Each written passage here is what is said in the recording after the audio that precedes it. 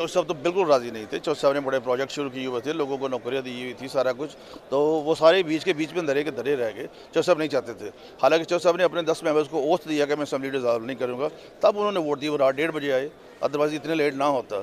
चौधरी प्रजलाई भी कभी नहीं चाहते थे असेंबली टूटे। बिस्मिल्लाहिर्रहमानिर्रहीम। नाजरीन, पंजाब गवर्नमेंट चेंज हो गई, असम्बलियाँ डिसॉल्व हो गई।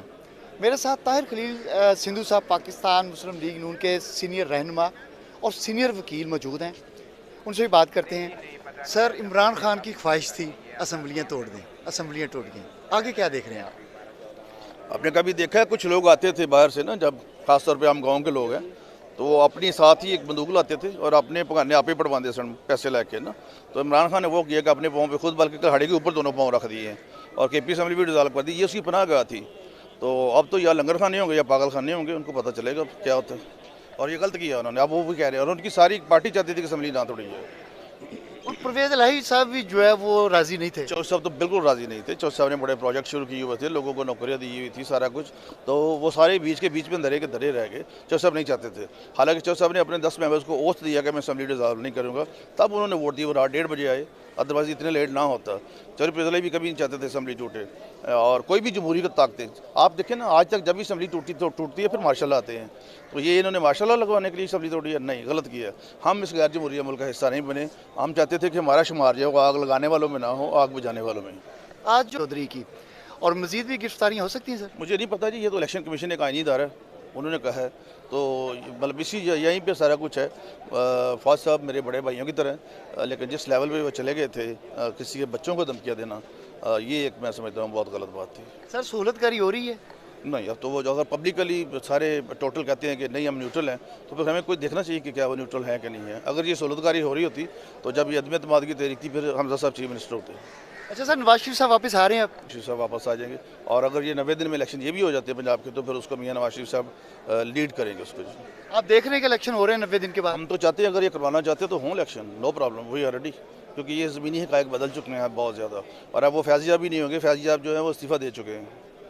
अच्छा सर, ये जो इस वक्त आप इलेक्शन की बात कर रहे हैं, मुस्लिम लीग नून अवाम में जाती है, तो क्या देख रहे हैं कितनी पजीराई जो मिलेगी? देखिए, 42 माह उन्होंने हुकूमत की है, 9 माह हमें हो गए हैं, वही कंटिन्यूटी है। इस वक्त अगर इमरान खान साहब की हुकूमत आ जाए तो वो भी इस चीज़ को कंट्रोल नहीं कर सकता।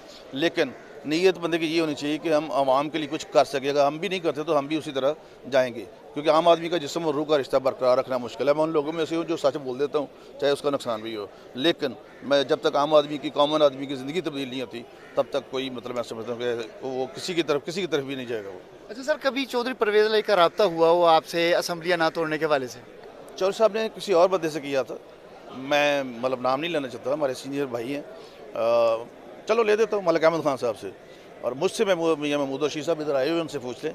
और राजा बशारत साहब, इन्होंने असेंबली में कहा था कि आप अदम एतमाद दे देता कि असेंबली ना टूटे, वरना खान साहब तोड़ देंगे। ये इनके सारे मेंबर्स नहीं चाहते थे असेंबली टूटे, क्योंकि एक जमहूरी सिलसिला चल रहा है ना जी, उसको 5 साल के लिए चलने देना चाहिए। आर्टिकल 95 जो है कॉन्स्टिट्यूशन पाकिस्तान, उसके तहत अदम एतमाद आई थी। और आप देखिए, किसी PTI के बंदे ने हमें वोट नहीं दिया था। इनके जो तहादी थे वो साथ छोड़ गए, तो वो को पटा लगा के तो नहीं आए थे कि हम इनके साथ ही रहेंगे सारी ज़िंदगी।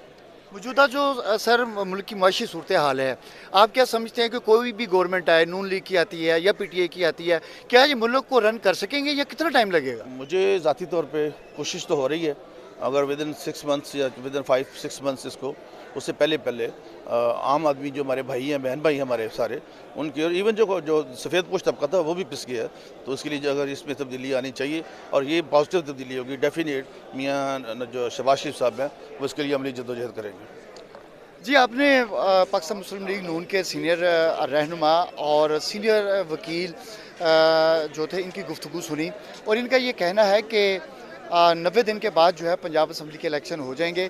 लेकिन ये जो PTI ने पंजाब असम्बली को डिज़ोल्व किया है, ख़ास करके इमरान खान साहब ने जो अपनी हुकूमत पंजाब में ख़त्म की है, इन्होंने अपने दोनों पाँव जो है वो कुल्हाड़े के ऊपर जो है वो रख दिए हैं। ये इनकी पनाहगाह थी।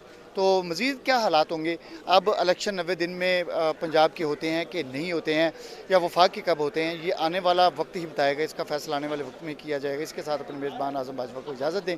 आपसे फिर मुलाकात होगी। अल्लाह हाफिज़।